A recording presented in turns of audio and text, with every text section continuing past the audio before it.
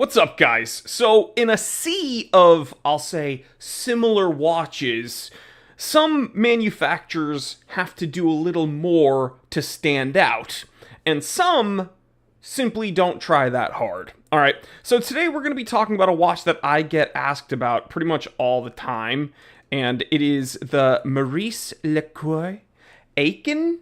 And they're up to the 42 mil, although I believe you still can get the 38 mil, but we're going to be talking about the 42. So they're selling it for $2,400, but I know what you're thinking. It's like watches are more than just their price tag. So, of course, we should at least take a look at the specs and everything. Now, when we look at this watch, I think the reason that I get a lot of comments on it is because people know how I feel about the integrated bracelet, angular lug design with the check dial, specifically blue dial in this case, and a, I'll just say AP Royal Oak aesthetic, dare I say homage. Urban-inspired contemporary aesthetics, ergonomic design, mechanical heart. So this Aikon is not urban inspired as much as it is, I'll say, Genta inspired. It's very, very, very, very clear what this watch is trying to, I don't want to say mimic because I feel like that upsets a lot of people. But at the very least, what it has been inspired by. And so we look 42 mil stainless steel. You can find other Maurice Lacroix options in various, shades and colors and offerings. This one's stainless steel, 11 millimeters thick. That's very, very thin. This is an automatic. And blah, blah, blah, 200 meter water resistance rating with a threaded crown. That's all well and good. It's definitely a sporty watch, and it pays the price, and that's actually better than an AP Royal Oak, because if you want that kind of water resistance rating, you essentially have to go for a Royal Oak offshore. So this is actually, I think, very cool. We go here, 28,800 VPH, 38-hour power reserve. That's pretty standard, but then we see 26 joules. That sounds interesting. It's like something I've seen before. But this has the ML115 movement. Well, I want to take a look at that movement. Yep, you guessed it. It's a Sellita SW201. So it is what it is. That is an SW201. 26 joule, 38-hour power reserve, and it's a great movement. Is it full $2,400 good? I don't know about that. So then I wanted to do a little bit more research. I jumped on Chrono24 and I took a look at this model. 42 mil and $1,193. Okay. And that's getting closer, I think, to where this watch should be priced. Okay? Because when you're asking this amount of money, it immediately makes me think of the Chris Ward 12, a watch that I've reviewed extensively on this channel. Look, interesting pseudo check dial, very comfortable bracelet, like incredibly comfortable bracelet, very sharp finishing. Doesn't look nearly as much like a Royal Oak, so this looks a little bit more, I'll say, original. But we look at the specs here, 100 meter water resistance rating, still with a threaded crown. 26 joule, 38-hour power reserve, 28,800 VPH sweep. That sounds interesting.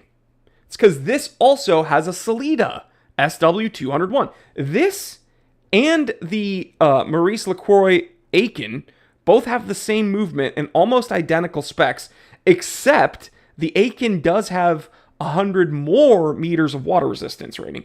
Does that really validate a $1,000 larger price tag? I don't think so. This is where you probably should be when we're looking at this watch. Because, again, this is essentially the same watch.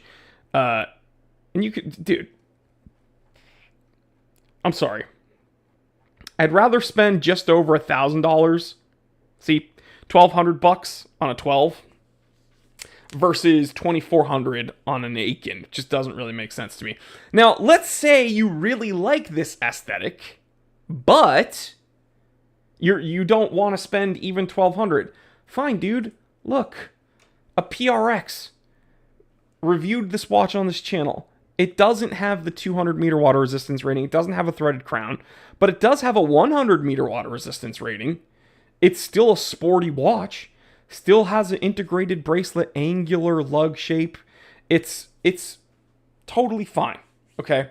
And the PRX outdoes both of the other watches I mentioned in regards to power reserve, because this has the Powermatic 80. That's an 80-hour power reserve.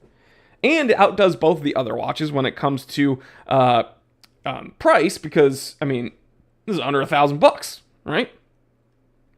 So, if I were to be proposed a question about the Aikon from Maurice Lacroix, is it a good buy, or would I say goodbye?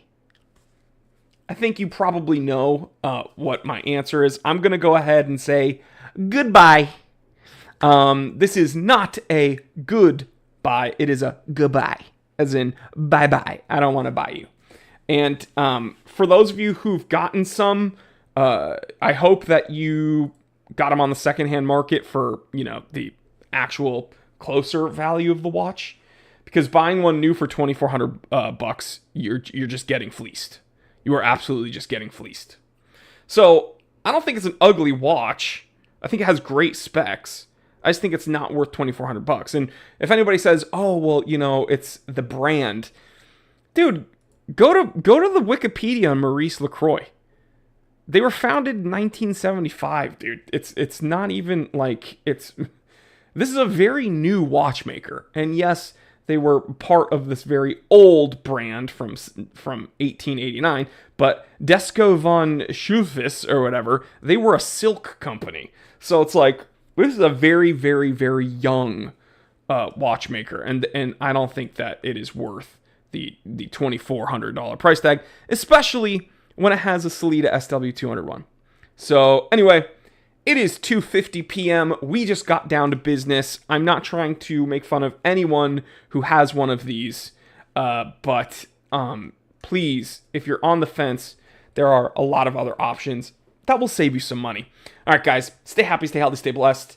I will catch you on the next one. I'm Jory Goodman, the Time Teller. Let me know in the comment section if you enjoy these live daily installments, and I will try to get some out as often as possible. All right.